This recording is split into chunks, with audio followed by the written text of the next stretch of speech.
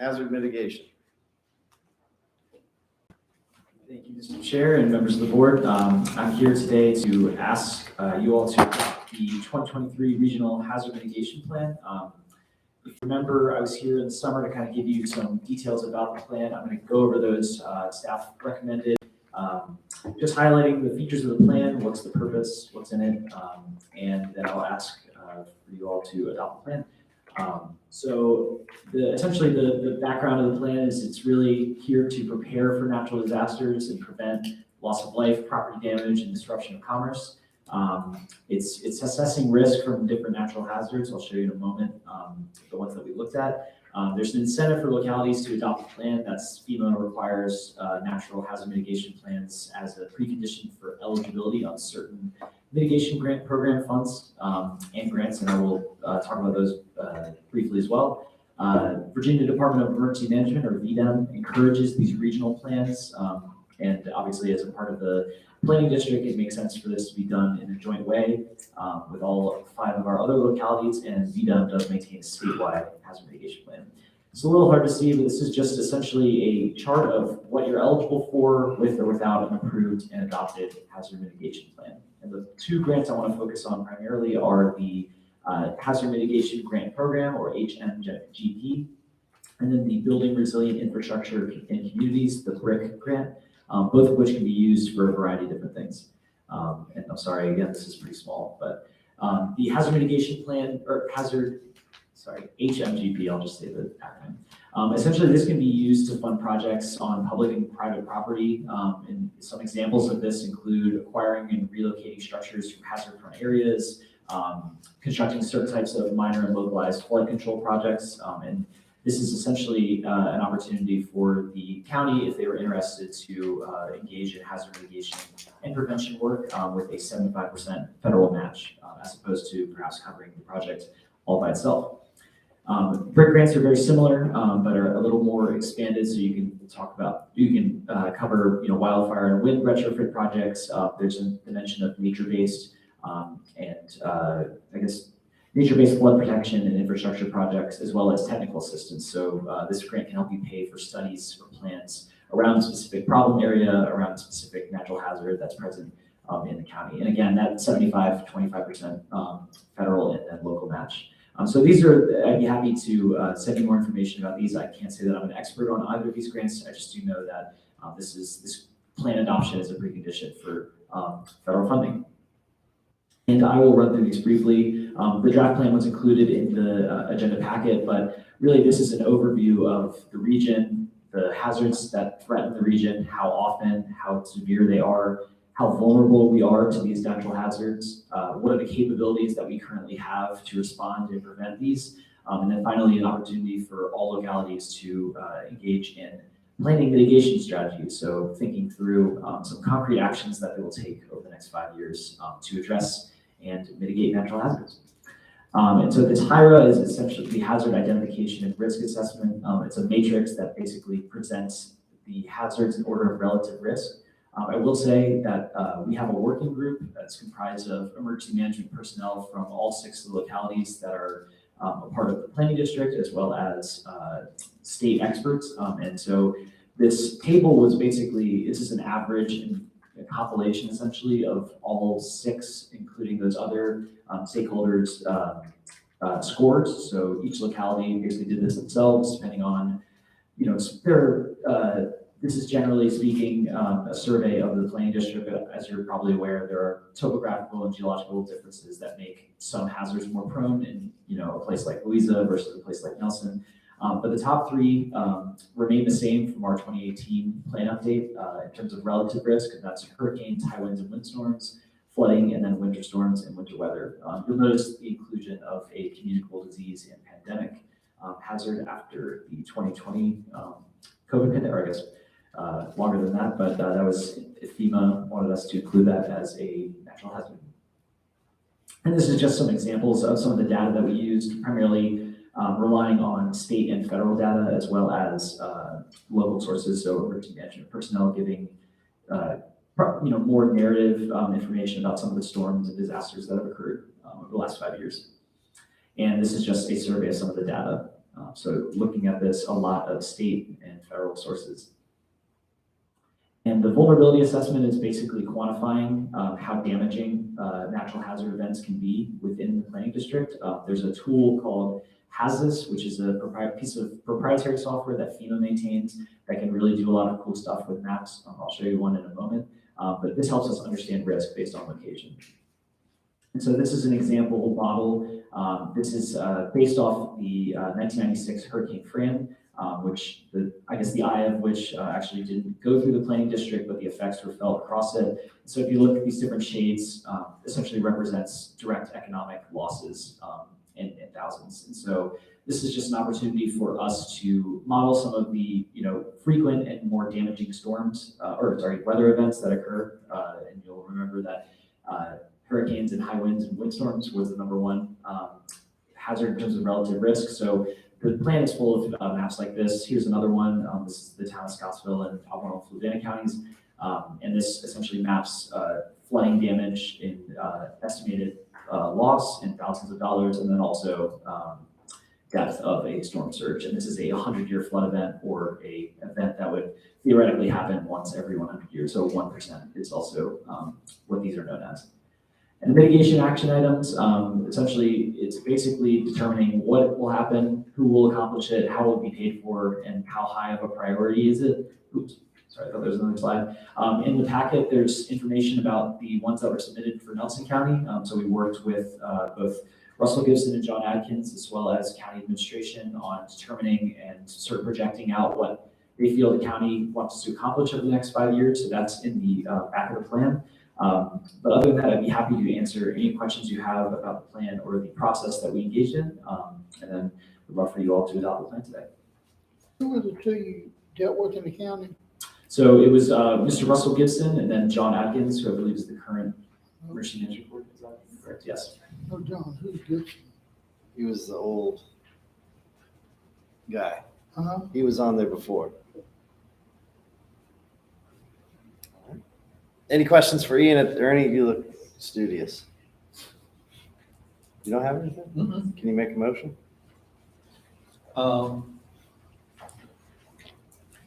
If you would like me to make it now, Mr. Chairman, Yeah. move that we adopt resolution R 2023-08, Nelson County Board of Supervisors, Regional Natural Hazard Mitigation. Excellent. Motion. Do we have a second? Second. Second. Any discussion? Hearing no discussion, vote by acclamation. All those in favor say aye. All right. Any opposition, abstentions? Hearing none. Thank you, even. Thanks, Neil. Have a, Also, I'm one that you should be talking to also. yeah. Okay. Yeah. Well, safe travels back, and I've seen you 3 times today. Appreciate it. Thank you, Ian. Candy, Waynesboro.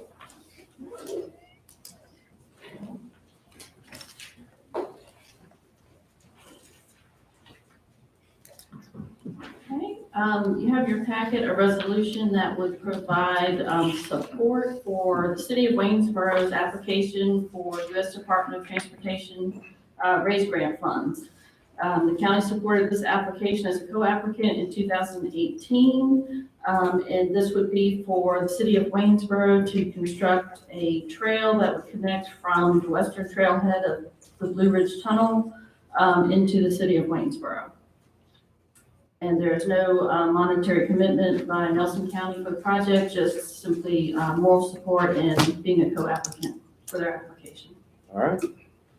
Mr. Harvey, what do you think? So moved. Do we have a second? Second. Do we have any other discussion? Hearing none. Vote by acclamation. All those in favor say aye. Okay, and just to clarify, this is to approve resolution R 2023-09. Correct. Okay. Yep. Thank you so Thank much. you. Reports. Your turn, Candy.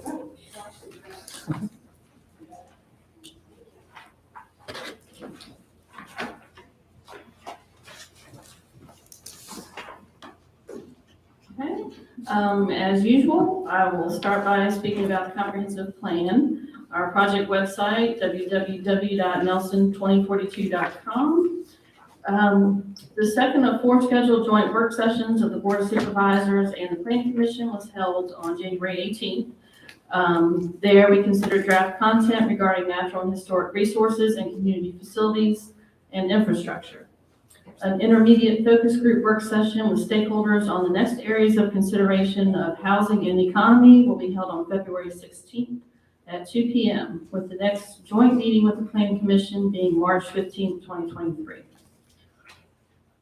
The county is using state and federal grant funds to implement a community business launch program. This is to support business growth in vacant spaces in the village of Livingston.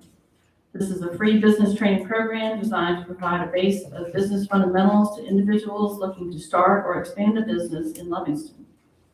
Following the completion of the 8-week program, selected individuals will be invited to compete for 2 awards of $15,000 each and 2 awards of $5,000 each in startup grants. Free weekly classes start April 4th, 2023 and end on June 6th, 2023, and will be facilitated by the Central Virginia Small Business Development Center. This is to help aspiring entrepreneurs build their business plan.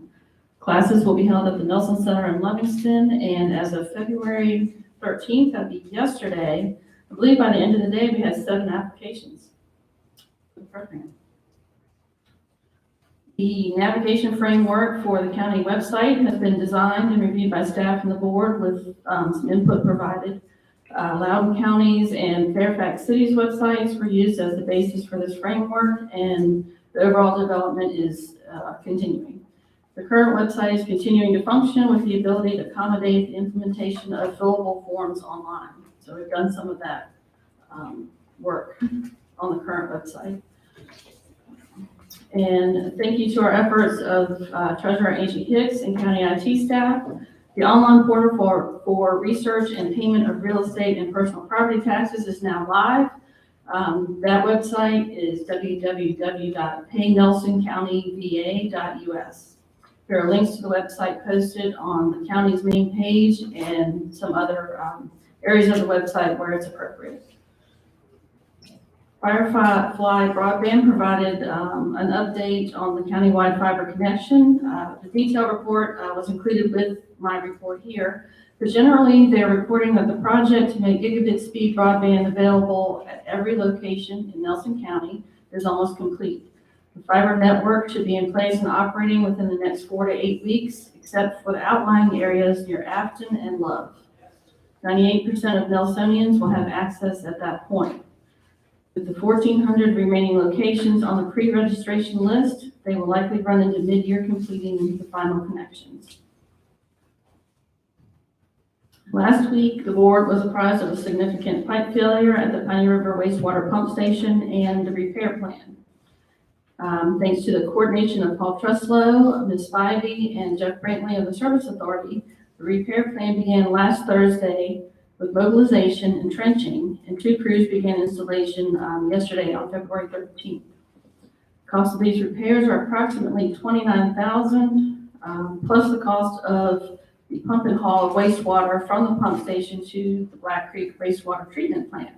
And we have yet to be advised what those costs are. So, pump station is expected to be functional again, possibly today.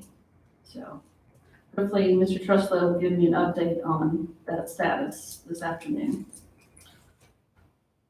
As you know, the county is under contract with Architectural Partners for master planning, with next steps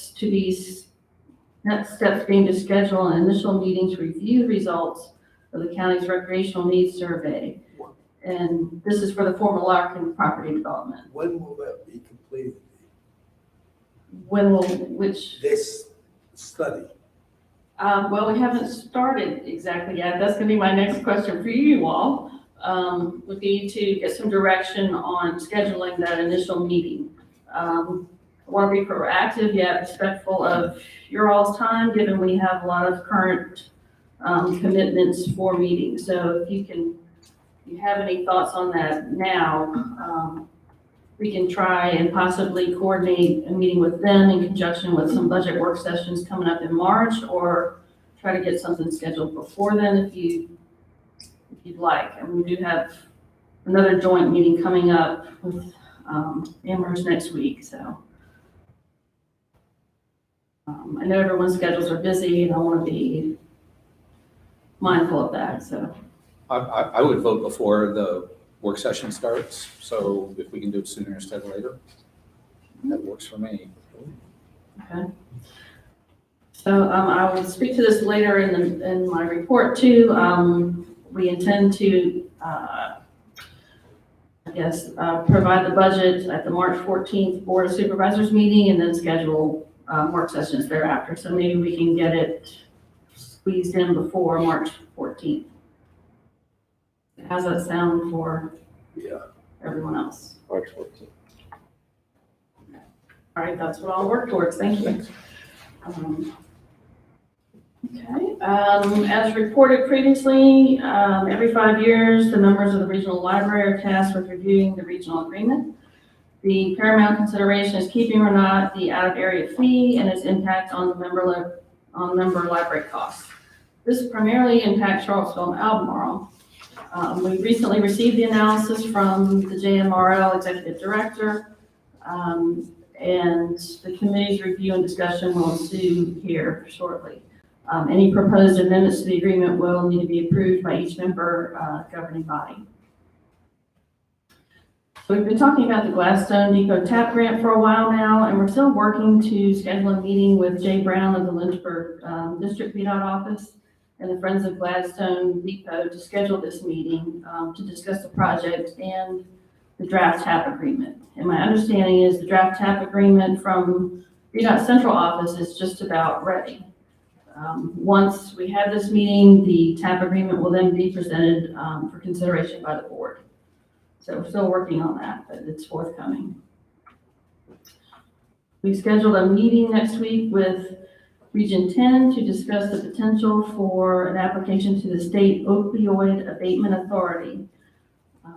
Additionally, the county may opt to participate in a second multi-state opioid settlement with Teva, Allergan, Walmart, CVS, and Walgreens. And this would be accomplished through the adoption of an authorizing resolution. And we'll present this to the board at the March regular meeting so we can meet the April 18th deadline for submission of the participation forms.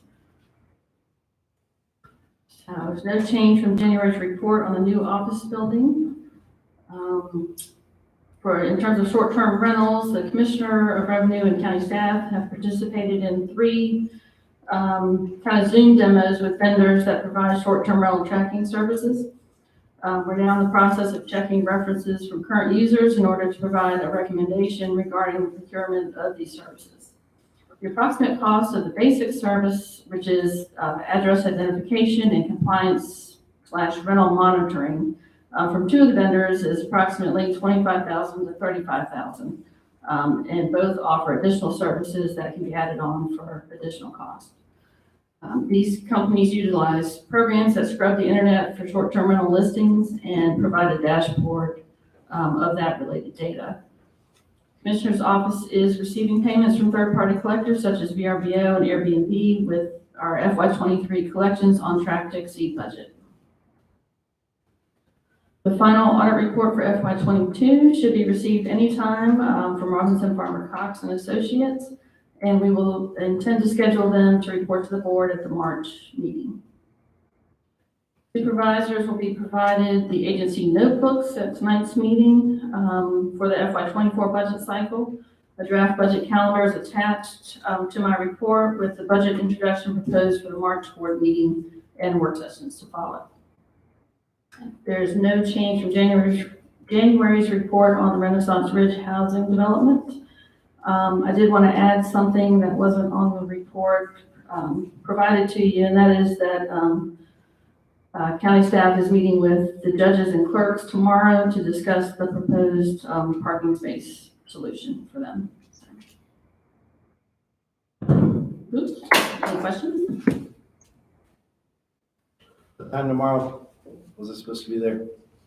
I'll have to look. I think it's 11? 1? It's 11 or 1. I'll check my phone when I get back to it.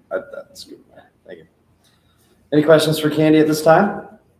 How is the county website redesign thing going?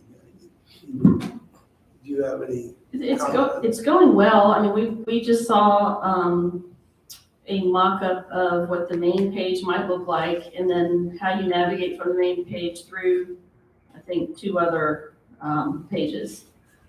I think it looks good. I think those that provided input thought it looks pretty good, and we're happy with it. So I think it's going all right. I don't know exactly how long it's gonna take to get it, actually up and running, but we'll have some, presentation on it probably before that happens to the full board.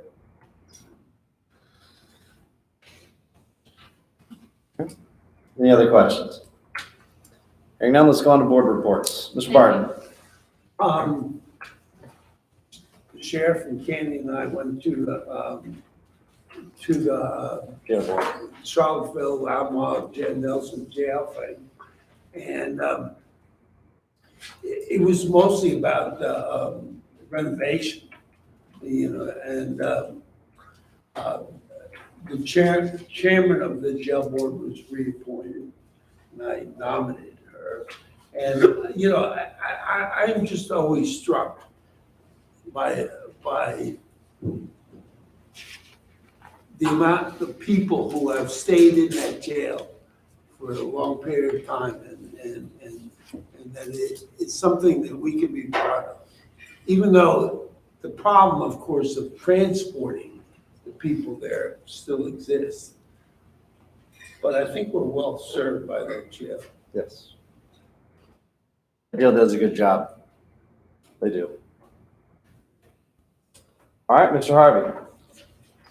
Nothing. Mr. Reed, Um, I didn't make the PDC meeting, so it's all on you. Well, I'll do that one first then. That was February 2nd, and we had a preliminary presentation that we saw the final piece today on housing, which was great. The American Rescue Plan money, which went from HUD through TJPDC to the different counties, interestingly, it was equally distributed through all counties, so it didn't depend what your demographics were. Everyone got the same amount of money for that, and 347,000 went to each county. For us, it went to the Community Development Foundation so that they can create 4 units for seniors at the greatest risk of housing instability. So it goes farther for us than it does in other places. So I was really happy to see that. So that's my JAVA piece. My TJPDC piece. Let's see, there was a Centara healthcare presentation at the Heritage Center back in mid-January, and while there were a lot of people and representatives and staff from the Blue Ridge Health Department, Health Center there, it was really interesting because right after that, there was an announcement made through UVA that UVA Health Services is going to bring the pharmacy back to the Valley Green Center in Nelly's Ford, so we're going to have a pharmacy there. Again, they're starting to work on that. They've just finalized the lease for that, so that's going on.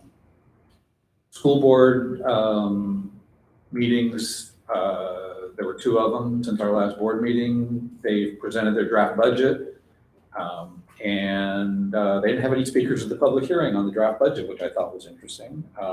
Probably because they were busy honoring all the teachers of the year at that meeting. So that was that. Service Authority got a clean audit for the 6th year in a row since I've been on the board, which was great.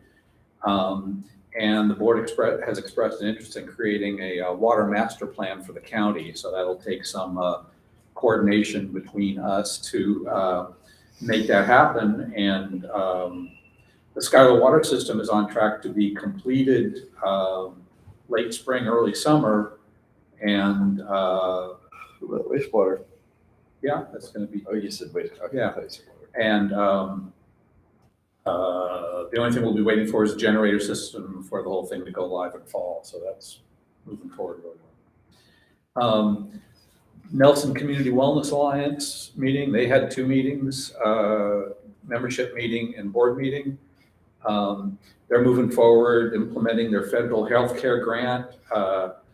They're intending to create health and childcare services at the Heritage Center, so they're working on details of that and creating employment and job opportunities in service sector in the county. And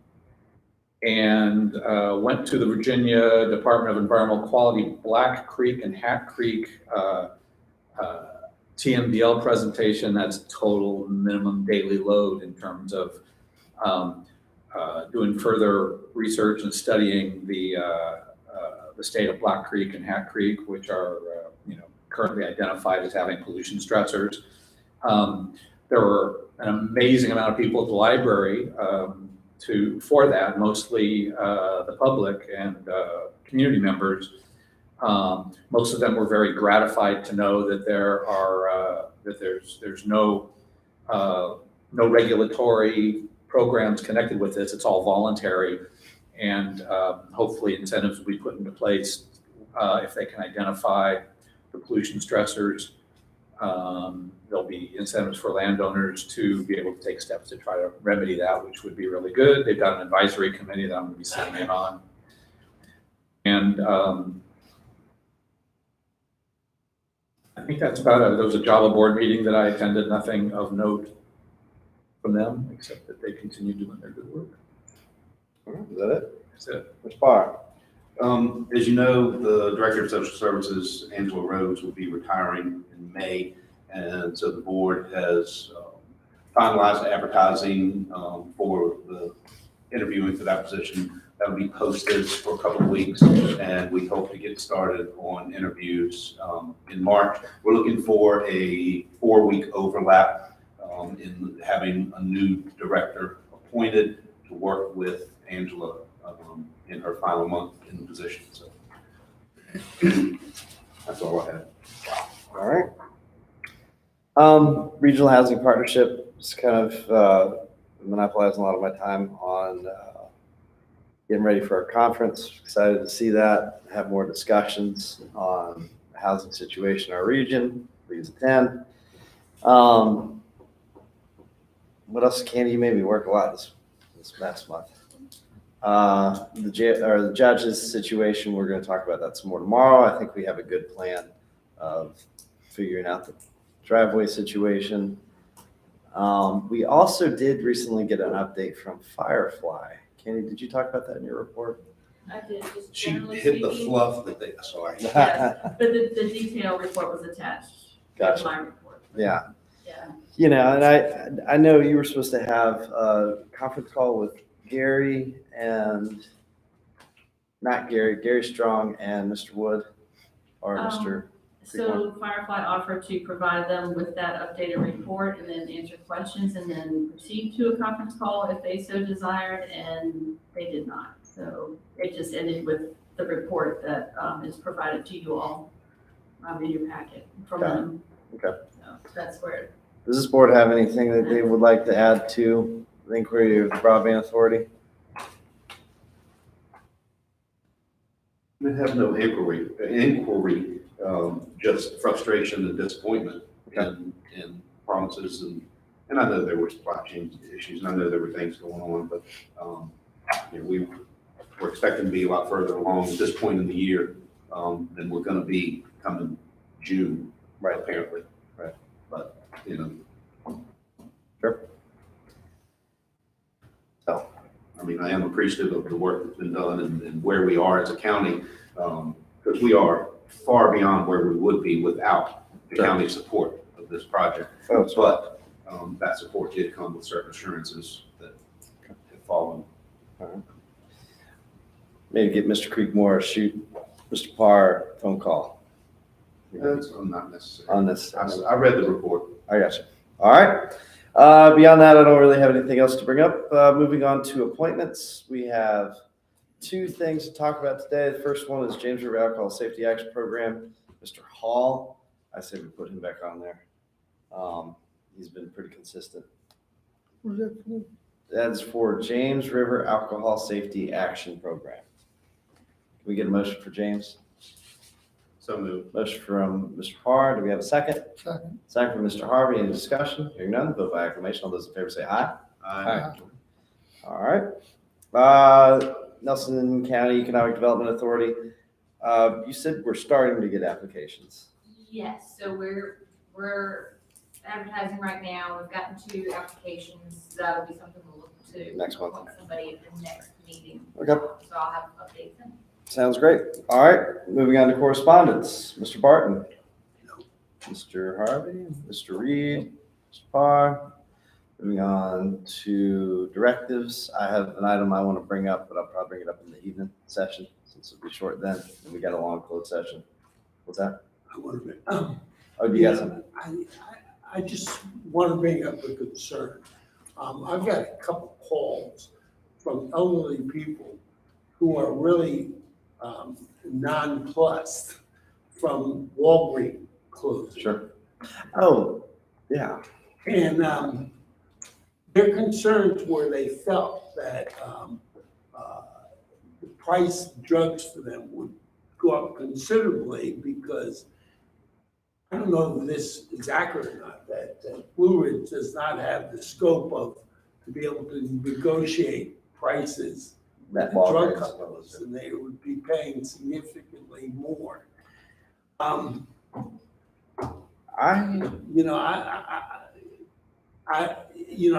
glad UVA is opening up a pharmacy in the other part of the county, but these people, they would have to drive 25 miles to get drugs at a comparable price. They feel that CVS and Amherst does a poor job. I don't know what we can do about that. Except to express to the press. Yeah. This is a problem. So I think further than that, I think there is it is worth an inquiry to Blue Ridge Medical. And we as a board can ask this, because one of the other concerns I've heard is hours of operation.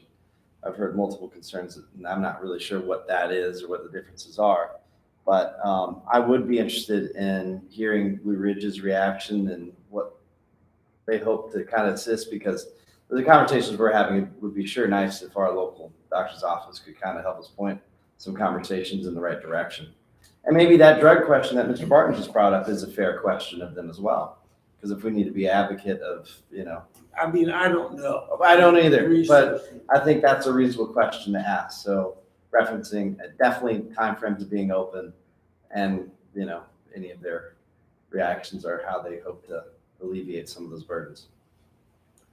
They are in fact a community doctor's office, so. You can certainly contact them and Yeah, pose the questions. that'd be great. That'd be great. And, to mention the fact that, in the press, the Walgreens is closed there. I think she did do it. There. Yeah. Yeah. This week. That's come out this week. You haven't seen the article yet. The other thing is a particular case that Candy's aware of. Remember a couple years ago, we passed a fence-in law as opposed to fence-out law. And the same problem seems to be occurring as was with the dog rule. There's no real means of enforcing. Now, I don't want to further burden farmers, but I want to know if it's possible for us to give the animal control officer the kind of power to make judgment when someone is being, in this case, I think, to be very, very casual, to say the least. I mean, it's not feel their responsibility in fencing in their horses to a great extent. Yeah. So if you can ask the animal control officer and report back to us, is there anything that we can do? Sure, further. And then, I've gotten the same inquiries in Schuyler. So. And the same in West District. There were a herd of cattle roaming Fleetwood grounds and that area of Massey's Mill over the last week, and it's been remedied. But good fences make good neighbors.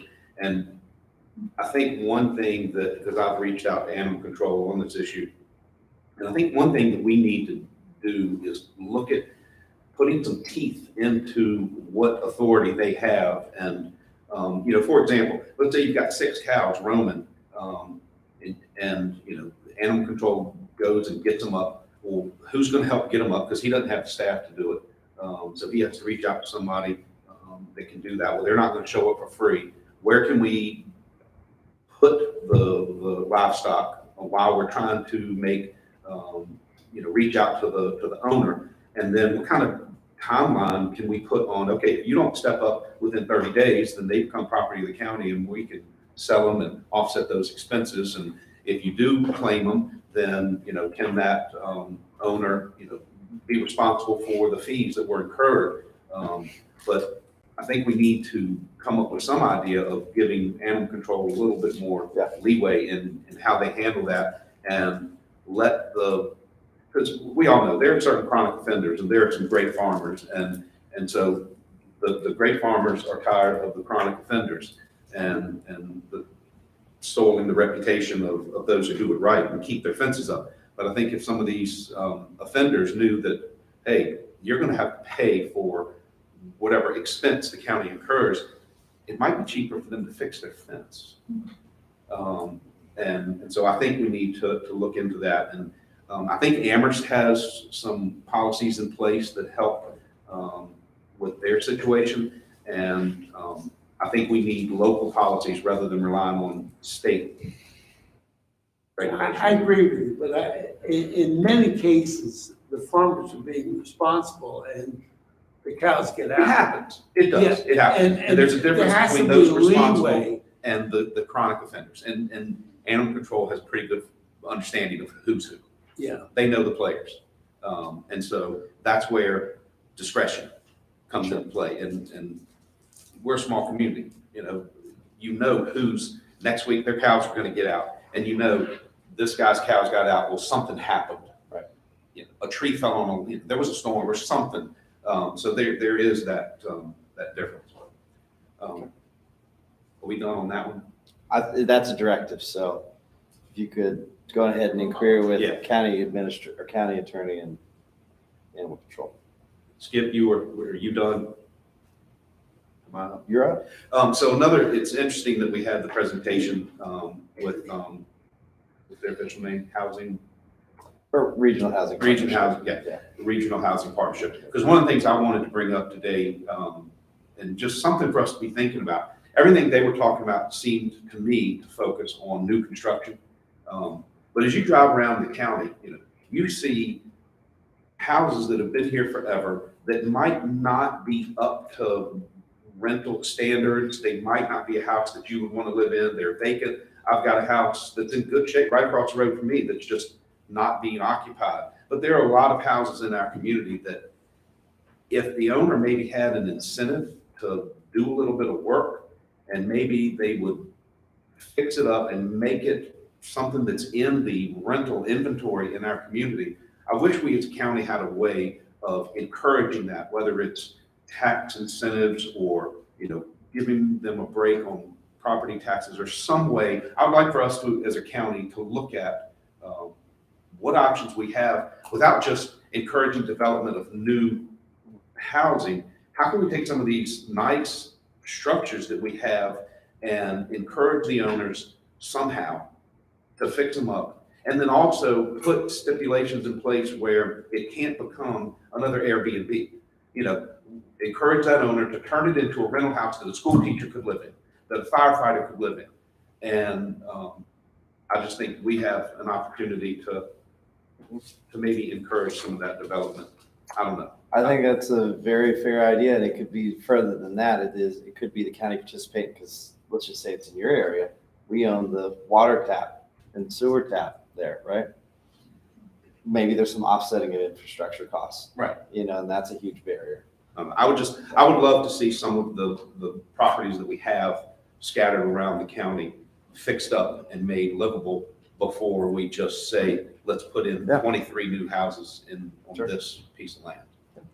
I mean, Not that I'm against that, I just would like to see this as another idea person. do you want to create we also have a pretty big meeting on Thursday, kind of talking about a little bit of that. Is that our plan? Stakeholders. Yeah, the stakeholders Yeah, one. So okay. maybe that'd be a good time for us to talk about it some more. That's a great idea. Mr. Reed? Nope. Mr. Harvey? No, I'll bring this up later, but wanted to talk about one of the community centers in the community center in Schuyler. They got a tree that's about to fall on their building, and they're looking to try to get some help. I'll get some copies of the bill and bring it up in the evening session and see if there's anything we can do to potentially help them. But that's it. We'll save that for later. you got what now? The Schuyler Museum, Yeah. they got a big old tree that's about to fall on the roof, and they got a big bill that they can't afford to pay. Big white pine that's right near it. Has the work been done or, They hadn't done it yet. But well, first of all, we probably ought to do the negotiating. We're paying the bill. well, I don't think we need to pay the bill. I think it would be something like meet them halfway. That makes sense. But I'll show you the bill here this evening. That's all I have. Is it time for a closed session? I think it is. Mr. Reed, are you ready? Because you're good at it. Well, I'd like to move that the Nelson County Board of Supervisors convene in closed session to discuss the following as permitted by Virginia Code Sections 2.2-3711. Discussion or consideration of the acquisition of real property for a public purpose or of the disposition of publicly held real property, or discussion in an open meeting would adversely affect the bargaining position or negotiating strategy of the public body. In consultation with legal counsel and briefings by staff members pertaining to actual litigation where such consultation or briefing in open meeting would adversely affect the negotiating or litigating posture of the public body, that is litigation pertaining to the Region 2000 services. All right, we have a motion. Do we have a second? Second. Second from Mr. Parr. Any discussion? In the discussion, we'll do a roll call vote. Mr. Harvey? I just got a question. If we are one of the parties in this, I don't understand why we're doing this. We had to have a closed session to talk about it.